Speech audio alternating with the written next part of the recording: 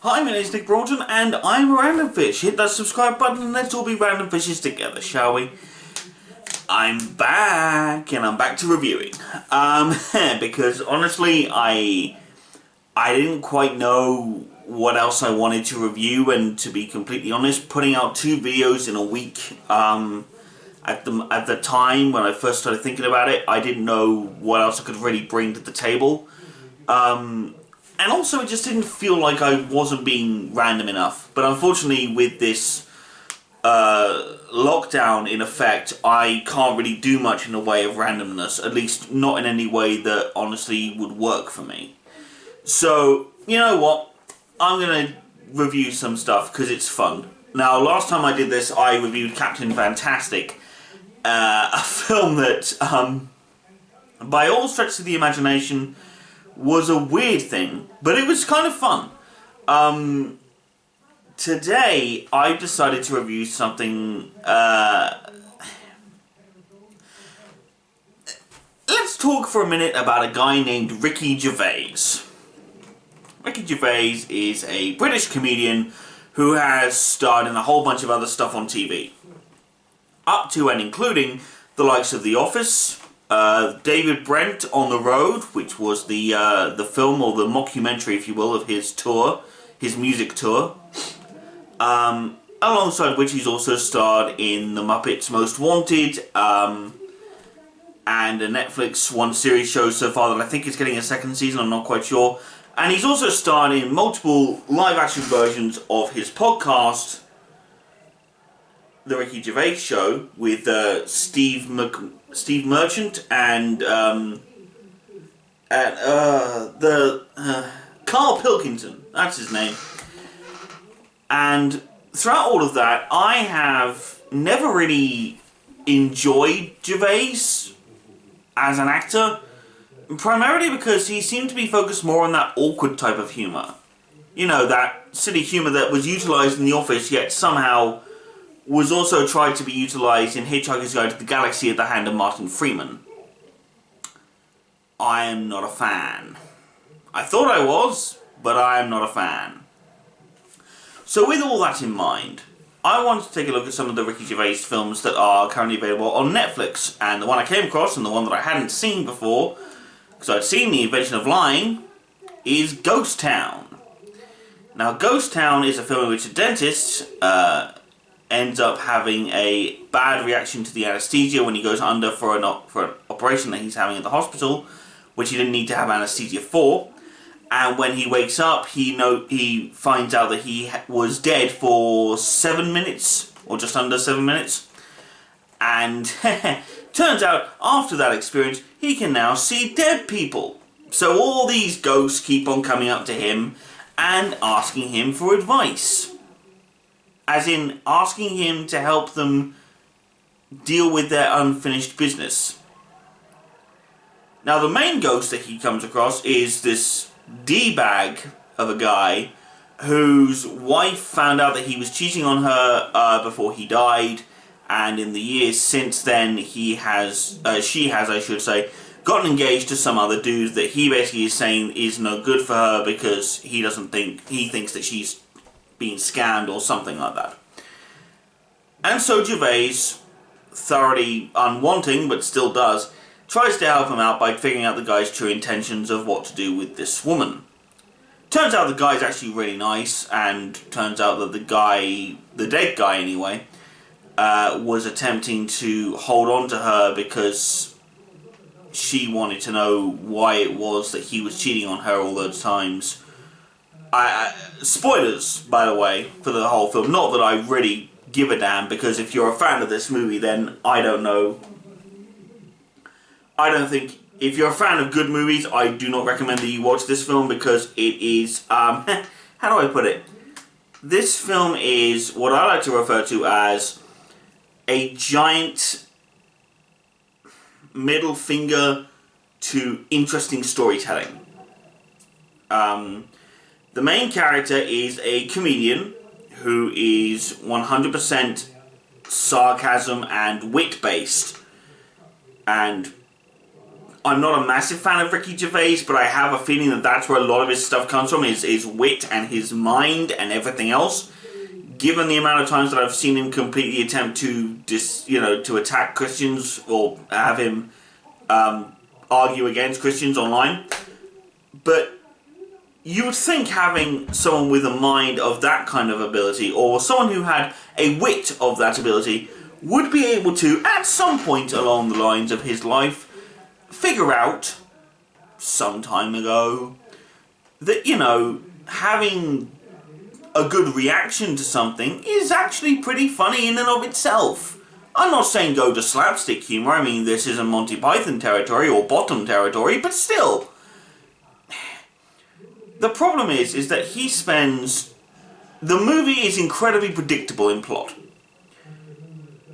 For example, you have the fact that the main character, played by Gervais, falls in love with the woman whose husband is dead. Who saw that coming? The ghosts are trying to get his attention and he doesn't pay attention to any of them. Who predicts that they will end up all being helped by the end of the movie because he feels guilty about not helping anyone? It's just... The other problem is that this character is fundamentally unlikable. And I'm not saying that he's a guy who doesn't have some charm to him at all. Not at all. But what I am saying is that when the unlikability of the character outweighs his charm or his ability to perform well, perform his part well, or to act well on screen, it's not funny. It's just annoying. And Gervais, I know he's made a living off of being the cynical guy. When it's not in movies, it's in his stage shows, I think. But Gervais, he's trying to be something that... He's trying to have an emotional depth to himself. And I'm sorry, but it just doesn't work. And I don't think it works because Gervais has spent a large amount of his time trying to play up the controversial idea and still trying to be the cynical weirdo that everyone else sort of avoids like the plague. He's also been a character in Extras where he was a struggling background actor, getting bit parts after bit parts and sort of wondering what the hell was going to be his next payday. Which, again, fine. But I feel no emotional connection to the Gervais character, and that doesn't change. And I'm sorry, but when I don't feel an emotional connection to a character, I don't blame the actor. I blame the writer, the director, the producer, the cinematographer, whoever. I tend not to blame the actor immediately because the actor has to make specific choices. However, Gervais has played multiple parts, multiple roles over multiple movies, TV shows, and his stand-up routines and everything else. But when I do not find him in any way emotionally engaging on any of these platforms, on the different shows that he's on, where he has to play a character that you have an emotional connection to, and I feel nothing for him, that is not the writer's fault. That is not the director's fault. That is not even the character's fault. That is the fault of the actor. There's a reason why, for example, I thoroughly enjoy Jack Black in everything he's ever been in.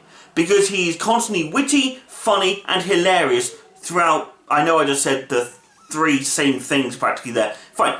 Jack Black is witty, he's funny, and he's also charming as hell. And throughout all of those movies, I find myself having a deep emotional bond with this character and with this actor. No matter what part he plays, I believe in the character and I believe in the actor. And that's the other thing. Unfortunately, when you play a certain character for a certain length of time, or when you become famous for a certain character at a certain point in time, I'm sorry, but you're going to be viewed as that character for years. It's never going to be anything else. And unfortunately, this is where Gervais falls for me. I do not see a character. I see just Ricky Gervais being Ricky Gervais. And I apologise if you're a big Gervais fan. You know what? I would apologise directly to Ricky Gervais himself. I am sorry, man. I'm sorry if I can't see the subtlety of your character or the subtlety of your performance or whatever. I heartily apologise for any wrongdoings I may be presenting to you. I apologise. However, from my perspective, and from my perspective alone, I'm sorry, but that just doesn't seem, it just didn't work right for me. And this film doesn't work right for me either. And with that being said, I would like to stress that if you are a fan of this movie, then please, go watch it. Please. If you think you'll enjoy it, if you enjoy Gervais's comedy, watch it. Because if you're a fan of him, then you'll love it. And watching Ghost Town made me want to revisit other films like that regarding, you know, celebrities or comedians who necessarily aren't great when translated to film. And I found myself rewatching, for example, A Million Ways to Die in the West. I mean, where was that movie? I mean, Seth MacFarlane is funny, but he is also not funny in this. He did not present a good character in this. In Ted, kind of funny. Family Guy, hilarious. American Dad, hilarious. When I say Family Guy, I mean the old seasons, nothing after about, I'm going to say, season 8, I think.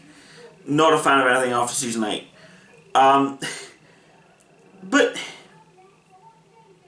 the problem with Gervais, of it being Gervais that has this problem, he's viewed by so many as being funny. And he's viewed as being good at what he does. And it just doesn't work, people. I'm sorry to say, but it just doesn't work. And with that in mind, I will say, if you want to watch it, go ahead. Enjoy it. Have a laugh. But for me, I'm going to stay the Gervais away from this. And I'm also going to stay away from Ricky as well. Nothing wrong with him. I just don't bond with him especially. Randomfish out.